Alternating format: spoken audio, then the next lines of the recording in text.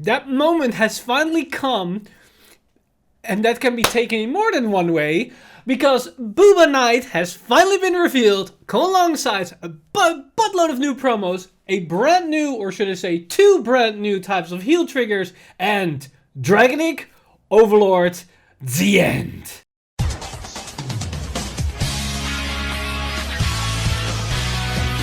Stand up, Vanguard!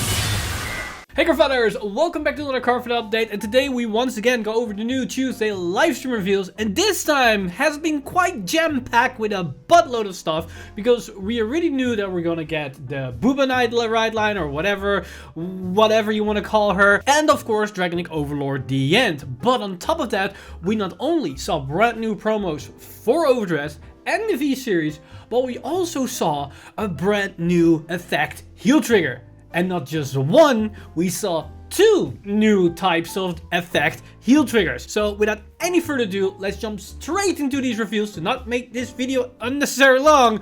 Looking at you, timer there. And hopefully this video will be under 20 minutes. So let's start off with the new promos, and we're gonna start off with the V Premium promos, and one of those being a brand new Oracle Think Tank promo, which is Cubic Magus. And this Magus has the effects: act on the Vanguard rearguard circle once a turn, cost, put one other rearguard with Magus's card name into your soul, look at the top two cards of your deck, return them to the top of your deck in any order, and draw a card. So essentially it helps you to draw into the key pieces you need, and it can also stack up triggers. Now the interesting thing about this is that this essentially is similar to what we see with the Witches support, which makes the deck or the archetype much faster, because just like the Witches, this needs Great Freeze in the soul, because if I remember correctly, the VR Great Free Magus, I believe Penta or Hexagonal Magus, or I think Pentagonal Magus or something like that, needs a Great Free or needs a Soul Dust Great Free to use her skill. This allows you to immediately get that Great Free in the soul, which is nice to make the engine work a lot faster. But she also has another effect which is great, which is auto on Vanguard rearguard circle. Once a turn, at the end of battle that this unit attacked, if you have 6 or more units with Magus in its card name, aka your entire board is filled up, cost counter +1 and stand this unit. So we have more restanding capabilities, and with all the trigger power that we can get in this archetype, she will basically be a beefy secondary attack with all the extra triggers and extra power that we can stack. So overall, I think this is going to be an auto-include for the Magus build, but is this going to make the Magus build viable? Probably not. Now, moving on to the second promo, we got a Shadow Paladin promo in the likes of Witch of Precious Stone Dana. Yes, this is Witch's support. And she has the effect, although when this unit is placed on the Vanguard circle or rearguard circle, you may choose one normal unit with Witch's card name from your drop and put it on the bottom of your deck. If you did not put, and your opponent has 3 or less cards in their drop, your opponent discards the top 3 cards of their deck. Why does it need to have that clause? Like, why can't it just outright just mill the top 3 of your opponent's deck to at least give the Witches some other win condition? Because hell no if they're ever gonna win by dealing 6 damage if they get these type of support. So yeah, sure, being able to recycle Witch card is nice, but in the off chance to mill could be great in certain instances. This effect basically will only recycle Witch, because the condition to mill card is almost never gonna come up, because yes, you can force your opponent to call trigger units from the drop, but you need to call them on top of other units, which means the other units immediately go to the drop, which then defeat the purpose of fulfilling this condition. So yeah, but she also has another effect, which is act on rearguard circle. If you have a Vanguard with Witch in its card name, cost, rest this unit, your opponent chooses 2 grade 0 units from the drop and call them to the rearguard circle with grade 1s or greater units on them. So this is basically to disrupt your opponent's field. I think this is fine, but it's also not great because it can only work in a Witch archetype, and still you probably would never even play this in any other archetype, but that's beside the point. I'm still gonna stand with the stance that the Witch archetype within V could have easily just check the top X cards from the deck and call triggers from the deck to have some type of reverse filtering. But sadly that's not the case, and in my opinion that means these Witches are outright unplayable. So yeah, maybe they get more support in the future, but this is probably not enough. Now moving on to the Overdose promos, we got 3 new promos, which one of them being a Dragon Empire one, which is Bolt Shaker Dragon, which has the skill Auto Rearguard Circle. When your opponent's rearguard is retired during your turn, cost soul +1, and this unit gets power +5k until the end of turn. So basically extra power gain. This could be useful for Eugene or any other generic Dragon Empire deck out there. Is it going to be played? Probably not, but it's not once per turn, so there could be something there. Then onwards we have a Dark States promo, which is this grade 3 Diabolus Charger Warren, which has the effect Auto Rearguard Circle. When this unit attacks, if you are in Final Rush, cost counter +1, Soul Charge 1, choose one of your units and it gets power +10k until the end of turn. This could give it to himself, or you can even give it to your Vanguard. And keep in mind, it's not once per turn, so if you restand it, you can give another 10k power buff. Will cost a lot of counterblast, but if you have to counterblast, this could work with Bruce, but it could also work with the grade 4 Bruce. So, interesting playability here, but I don't think it's going to be useful because of the counterblast cost. Now, next up, we've got a very interesting grade 2, which I can see being played, which is Sylvan Hornbeast Maferus, and Maferus has the effect Auto. When this unit intercepts, cost, discard a card from your hand, look at the top 2 cards of your deck and call each of them to the Guardian Circle or discard them. So this is essentially superior guarding, which can circumvent certain guard restricts like the Battle Door effects or any other nasty guard restrict. So this is similar to what we've seen with Gurgrit and Gold Paladin, but now in Stoichea. And because it has this mill type-ish of effects, this could definitely work potentially in Zorga, as Zorga can also reoccur this card. So yes, it's susceptible for retire, but with Zorga being able to keep resurrecting this card, there's more potential here that could be useful. And of course, this could also work in Magnolia or potentially Fleckberg, but I think Fleckberg is the least viable one here, in the sense that this allows you to save cards in hand, so you don't lose out on too much card advantage, which Magnolia could suffer from if they also lose their field. So this could be a nice little tech card depending on what playstyle it is and could see actual play. Now moving on to the effect heal triggers, we actually got 2 new heal triggers, which both are double Rs, and I need to specify that one of these heal triggers are going to be in set 5 and the other heal trigger is going to be in the upcoming festival collection. So let's first take a look at the heal triggers from set 5. And we first off see this one from Dragonic Empire, which is Stealth Fiend Amavira.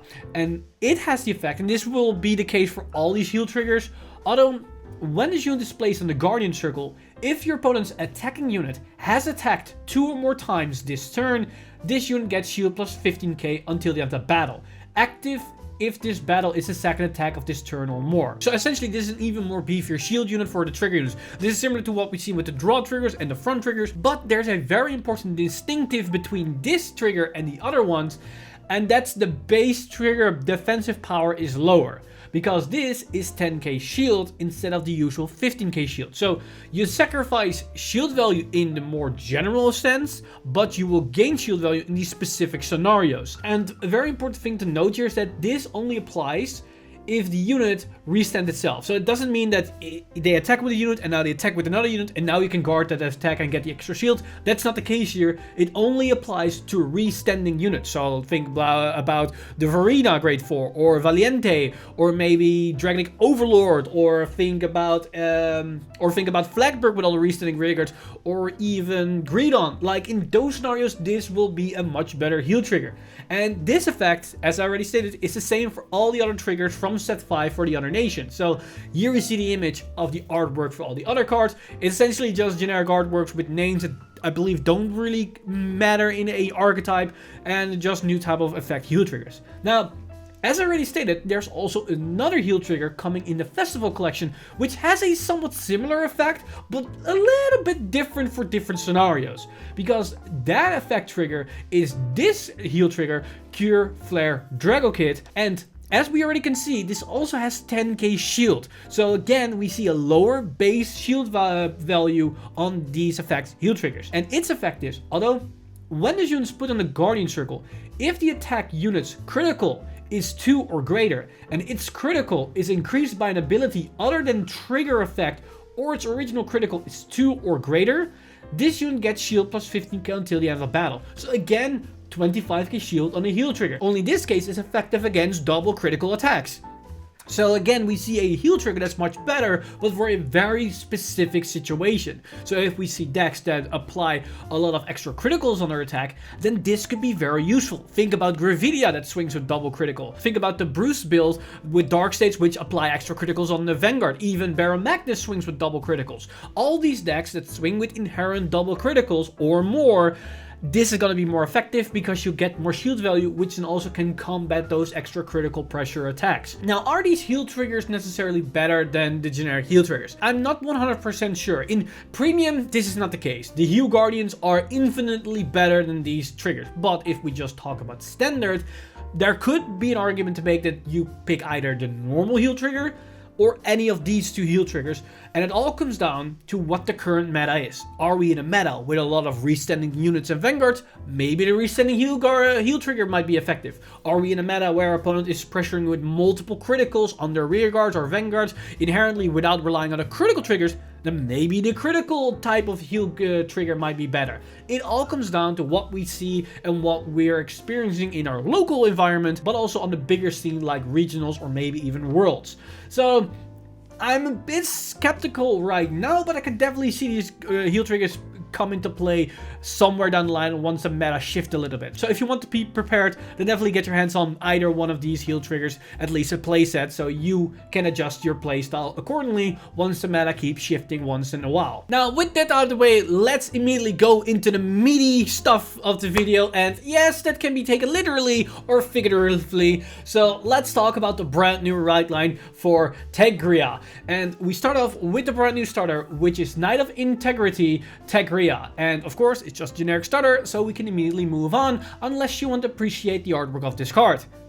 We're going to immediately move on to the grade 1. So first off, let's take a look at Beneath the Brilliant Light Thegrea, and her effect is auto. When this unit is rode upon by Harsh Training Thegrea, reveal the top card of your deck, and if it's a grade 2 or less unit card, you may call to the rearguard circle as rest. Return it to its original spot if you do not call. So essentially just keep it on top of your deck if you don't want to call, except like a trigger, for example, or maybe a grade 3 because you cannot call those cards. It's essentially a free unit you get onto the board, and it also manipulates the top deck, so if you see triggers, you immediately know what's gonna happen. So that's nice for just aggressive plays and just pure value.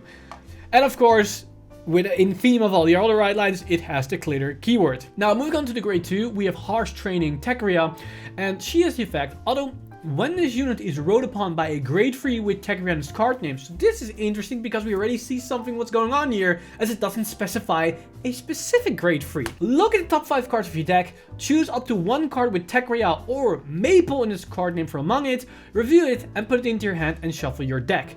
And also, of course, the glitter keyword. So this is nice because it's a top 5 searcher for either our Persona Ride targets or any of our key pieces, and the grade 2 support card, which is very important for the mechanic of this ride line. So this is a very, very nice consistency effect. Now, let's take a look at the grade 3s to see what this deck is trying to do. So first off, we have One Who Will Walks the Path of Light Thegrea, and she has the effect Continuous. The normal ride from hand of a unit with Thegrea and its different card name from this unit on this unit also becomes a Persona Ride. So essentially what this means is that even if you ride another unit with Thegrea's card name that isn't the exact same unit as this, you will still perform Persona Ride. So if there's another version of Thegrea as a grade 3, hint, hint, hint, hint, you basically have multiple copies of Persona Ride, so you will Persona Ride on a more consistent basis than any other archetype out there, which is actually kind of nutty if you think about it. But then her unique effects are Continuous Vanguard Circle, once a turn, cost counter +1, look at the top 5 cards of your deck, choose up to one grade 2 or less unit card from among them, call to the rearguard circle and shuffle your deck. If One Who Blooms in the Dark Thegrea is in your soul, choose up to 2 instead of 1. So counter +1 to get a unit from the top 5 to the field, or potentially +2. Honestly, pretty decent effect. It's not amazing, but it allows you to dig deeper through your deck, build a board, and potentially get to the key pieces you're going to need, while also deck filtering for your grade 3s or triggers. Overall, not bad. But it also has the effect on a Vanguard circle. At the end of the battle that this unit attacked, if this unit was placed by writing from On Who Blooms in the Dark Thegrea this turn, cost discard a card from your hand, choose one of your rear guards and stand it. So there's another grade 3 of her, which is the dark version. And essentially, if she's on your Vanguard circle and you write this one on top of her, then you can restand a rear guard for the cost of a discard, which isn't actually that bad. And on top of that, because you rode on top of her, that means you have the other card in the soul, so her act ability is going to create 2 units instead of 1, so that's even more value. So it looks to be that you want to write this on top of the other grade 3. And that brings us to a very interesting thing here, because as the right deck is a thing, we can set this up.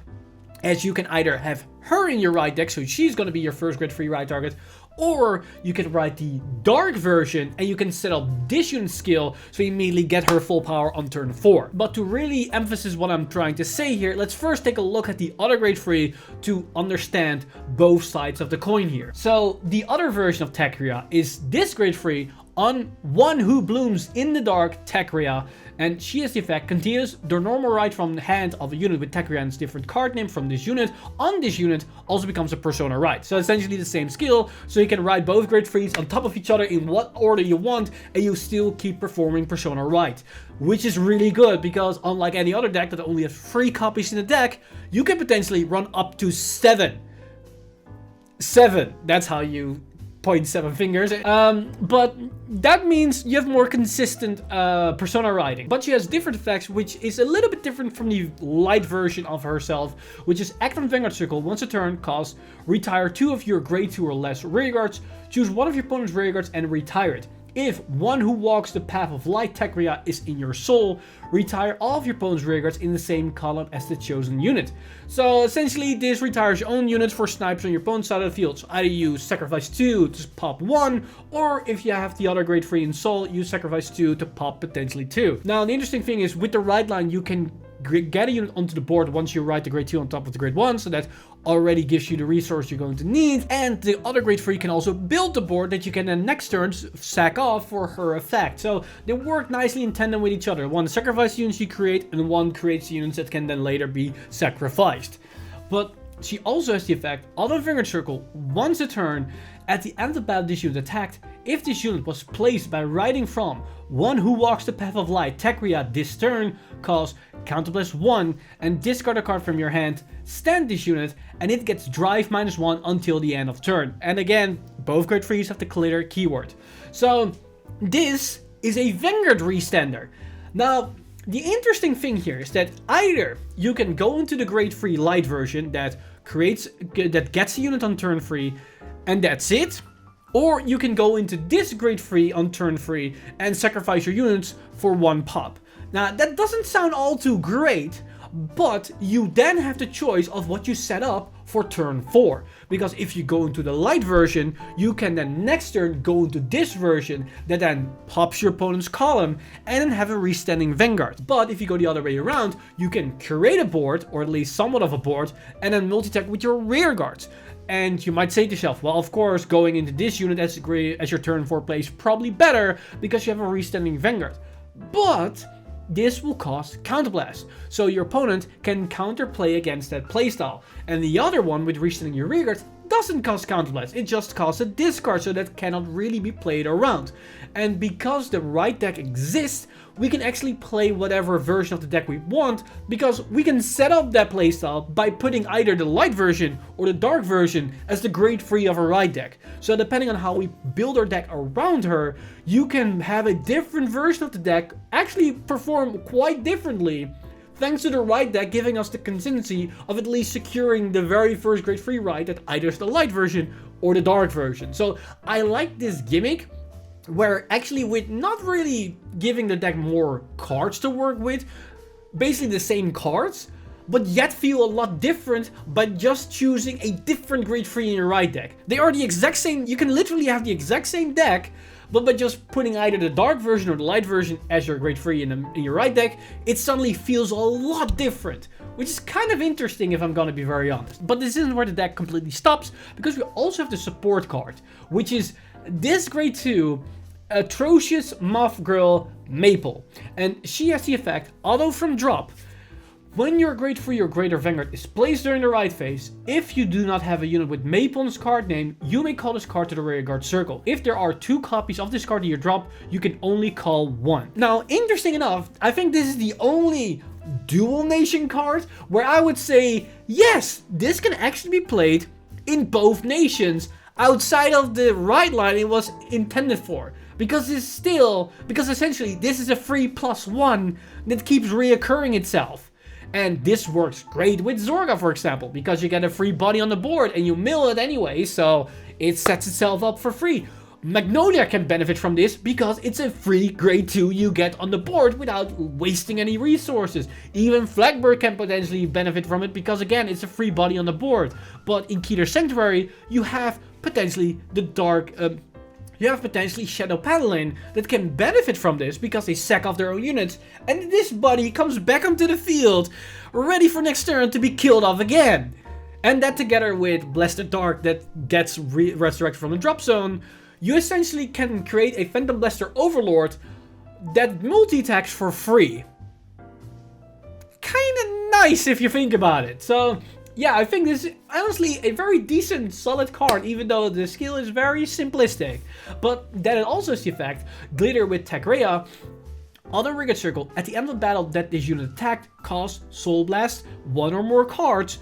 Choose a card from your soul with the same grade as the sum of the grades of the card Soul Blasted for this cost, put it into your hand, and put this unit into your soul. So this is the perfect support card for the deck, because not only will it resurrect itself every single turn because you keep rewriting a grade 3, so you fulfill for a condition, but on top of that, you can grab the grade 3 from soul every single time into your hand and keep rewriting the other on top of the other on top of the other on top of the other without needing to draw in any other card, because if you have the other grade 3 in your hand and you have a copy of this grade 2, you're set for life, because this card will go towards the soul, which means if you Soul Blast her, and she's a grade 2, so you can Soul Blast her with a grade 1 to grab a grade 3, she goes to the drop, next turn, you write the grade 3, she calls herself into the field, and because you had another copy already used last turn, that's now in the soul because they put themselves into the soul, and you can keep doing the riddle all over again. Now, of course, that doesn't mean you need to put grade 1s in the soul, but we have Keter Sanctuary, which has cards that allows to put cards from a hand into the soul. And of course, if we keep rewriting with multiple grade 3s, then we can also Soul Blast those grade 3s as well. So I think this is a very nice engine that allows you to keep Persona writing every single turn and then enable you to have multi-attacks either with rearguards or with vanguards, create a board, sack a board, retire one of your opponent's units, while also filtering your deck and having this nice recursion engine that can loop itself over and over and over again. And it has some potential in decks outside of this right line thanks to the utility that the resurrection effect gives to the nations and potentially the clans in V Premium, or should I say in Premium. Now moving on, we also have of course Dragonic Overlord the End, so let's take a look at what the End brings to the table. So first off, we have the new supporter card, which is this grade 2 Burning Horn Dragon. And Burning Horn Dragon has the effect, although when this unit is placed on the rearguard circle, cost, counter plus 1, look at the top 7 cards of your deck, reveal up to 1 card with Overlord in its card name, and put it into your hand and shuffle your deck. If you did not reveal a card, counter charge 1. So I like this effect by the sheer fact that it will always generate you value, or at the very least doesn't cost you any resources. You counter plus 1 to grab an Overlord or an Overlord the End, or you call this unit to the field and nothing really happens because you can counter charge the counter blast immediately back, which is nice. This just increases the overall consistency, and because the right deck is a thing, you always have Dragonic Overlord and you need to get to your DNs, and this card allows you to get to the DN on a relatively consistent base because checking top 7 is actually pretty decent. Now it also has another effect which allowed Dragonic Overlord to put more pressure on the board, which is on a rearguard circle. When your Vanguard with Overlord's card name attacks, this unit gets power plus 5k until the end of turn. So this is somewhat similar to Nahalem, whereas Nahalem uses Soul to get 5k power on itself, and I believe also the Vanguard, so to put more power on the board. This does the same thing, but for free. And instead of plus 5 to 1 unit, this becomes plus 10 to 1, because keep in mind, Overlords attack twice, and this skill is not once per turn. So this is gonna proc twice, which means it's plus 10. Now, you might think to yourself, now hold on a moment, Time Leap. Overlord is on hit. So if it does not hit, it doesn't attack twice.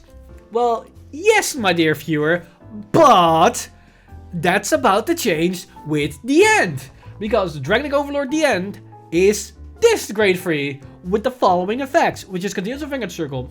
During your turn, if your soul has Dragonic Overlord, this unit's drive cannot decrease from card effects, and it gets power plus 5k. So it basically becomes an 18k attacker the moment you ride it on top of Overlord. And that's very important to at least get some power, because keep in mind, you're sacrificing your Persona Ride turn here to go into the end, instead of Overlord on top of Overlord. But the end also has another effect, which in my opinion probably is worth it to sacrifice the Persona Ride here, because the other effect is Auto Vanguard Circle. Once a turn, at the end of the battle this unit attacked, costs counter +1, and discard 2 cards from your hand, stand this unit, and it gets drive -1 until the end of turn. So we can essentially ignore the last part here if we write the end on top of the original Dragonic Overlord, as we don't lose the drive checks. So it will restand itself as an 18k attacker for the cost of a counterblast and 2 discards. But we keep our Twin Drive, which essentially makes this a double value Overlord, as Overlord discard 1 for 1 drive check, so it's a cycle, but you get an extra attack of your Vanguard for a counterblast. And this is essentially the same, but you cycle 2 cards, and more importantly, you can attack your opponent's Vanguard twice, so you don't have to attack into a rearguard. And because of the warning that's at the end of the battle, this synergizes very nicely with the Dragonic Empire or Dragon Empire Overtrigger. So if you hit the Overtrigger on the first attack, you don't activate the skill, you swing immediately for the second time, and after the second time, that's when you're gonna resolve the skill, and you just attack your opponent's Vanguard twice, which honestly isn't that bad. And because you now put more pressure on your Vanguard, on your opponent's Vanguard, that means you can somewhat ignore your opponent's rear guards, as they don't really matter all that much, and you can just be more aggressive. And because of that, I feel like this is more value than the Persona Ride turn, because yes, you get 10k power to your front row, but you'll sacrifice one of your Vanguard's attack to just go into a rear guard. And if you're gonna try to aim on their Vanguard, they are gonna guard your Vanguard attack and stop the restand anyways. With the end, they cannot do that. So might as well go that direction. And yes, we can apply the same logic here, just like for Shadow Paladin, where we could say, well, we can put the end in our grade 3 right deck, so you can immediately go to the end. But I feel like doing that is probably not worth it. Yes, you can attack your opponent's Vanguard twice, but you have a 13k attack Vanguard, and I believe Overlord can at least become, I think, a bit stronger. I don't know if the current Overlord in D has a plus 10k skill like the V variant has, but the thing is, this will lose you card advantage, as you need to discard 2 for a single drive check on the second attack, so you go -1 for 2 attacks in your opponent's Vanguard. Is that worth it? If you go first, maybe it is, but it can change if Dragon Empire has access to cards just like Cater Sanctuary, where you can put cards from your hand into the soul.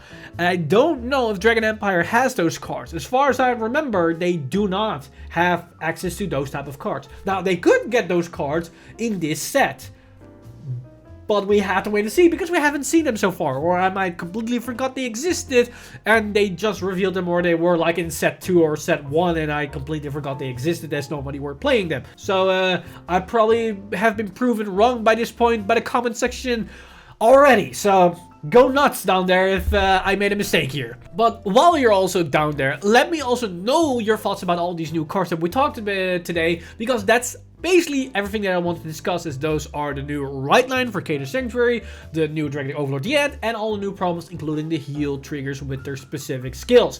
Let me know. So yeah, there's a lot to talk about, so let me know in the comments down below what your thoughts is about all the new reveals. But with that said, I want to give a huge shout out to my Patreon supporters over patreon.com/DragonInsider. You guys are amazing. If you do want to support the channel or everything that's happening on the channel, you can simply go to patreon.com/DragonInsider and become a patron today. But with that said, I've been Mr. Time Leap, and I'll see you guys in the next one!